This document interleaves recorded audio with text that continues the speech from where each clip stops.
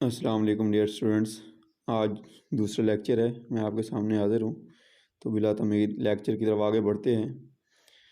तो आज का जो हमारा टॉपिक है वो टैक्सोनॉमी और उसकी टाइप्स के हवाले से है।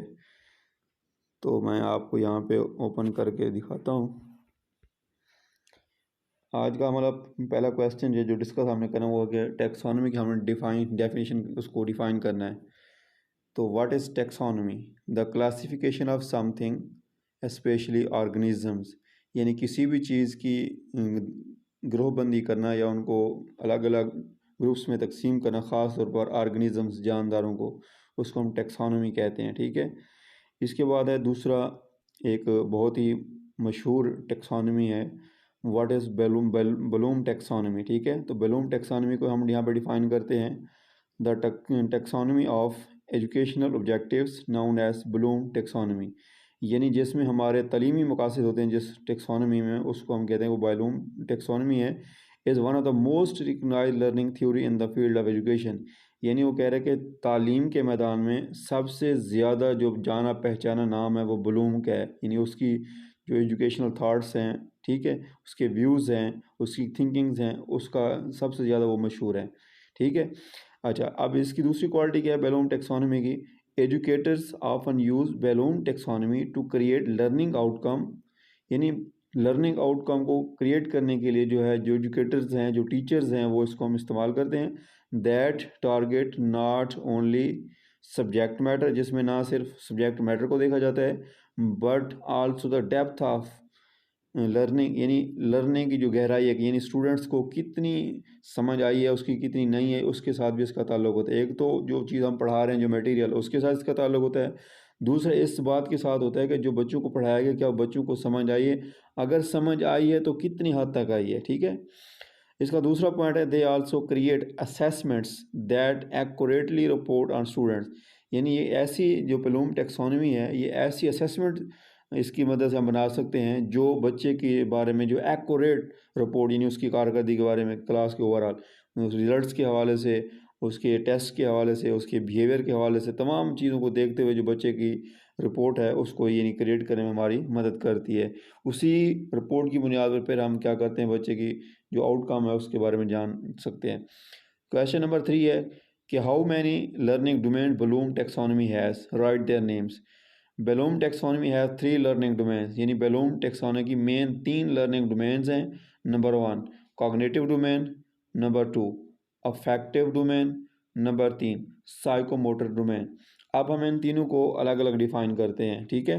नंबर 1 पे है कॉग्निटिव डोमेन। इसको डिफ़ाइन करने से पहले मैं आपको बता दूं, जहाँ भी कॉग्निटिव का वर्ड आपको नज़र आए तो फ़ौरन आपके जहन में आना चाहिए कि इसका ताल्लुक इंसान की थिंकिंग के साथ होता है, यानी दिमाग के साथ होता है, यूँ समझ लें आप।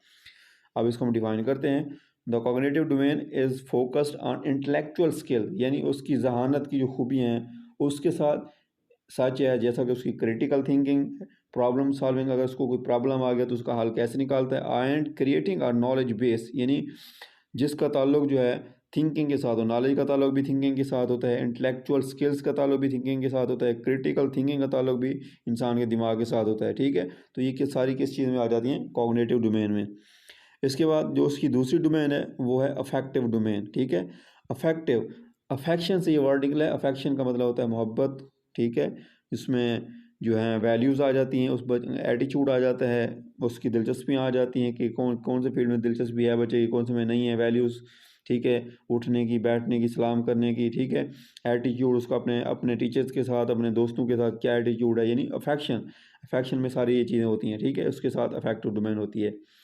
इसी तरह तीसरी डोमेन है साइको मोटर डोमेन।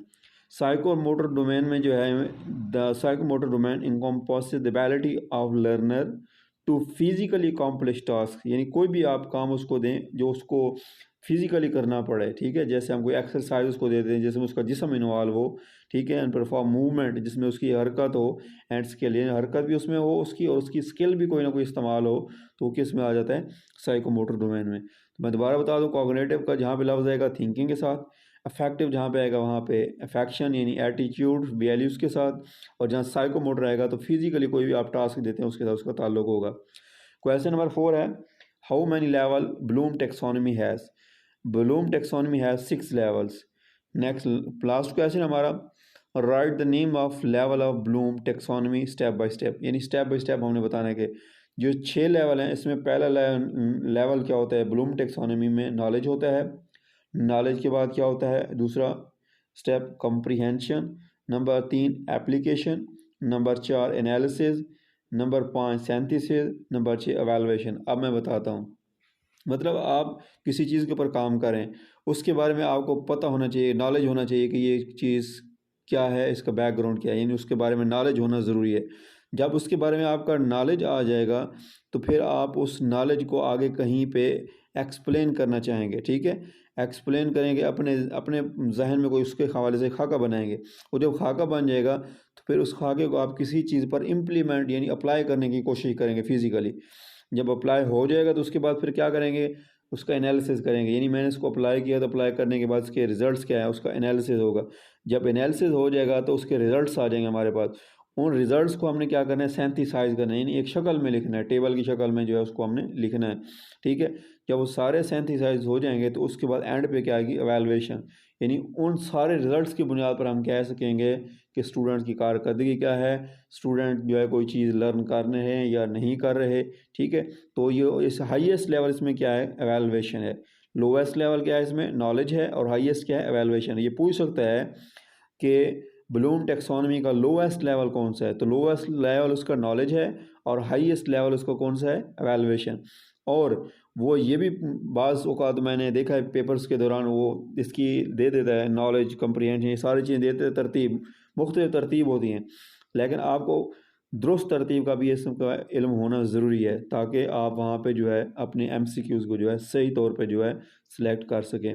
तो उम्मीद है आज का लेक्चर अच्छा रहा होगा। अगर अच्छा रहा हो तो आपने हमारे यूट्यूब चैनल पे कमेंट बॉक्स में अपना फीडबैक लाजमी देना है, और अगर चैनल को सब्सक्राइब नहीं किया तो उसको भी सब्सक्राइब कर लेना है। तो इसके साथ ही मैं आज की क्लास से आपसे इजाज़त चाहता हूँ। अपना ख्याल रखिए। खुदा हाफिज़।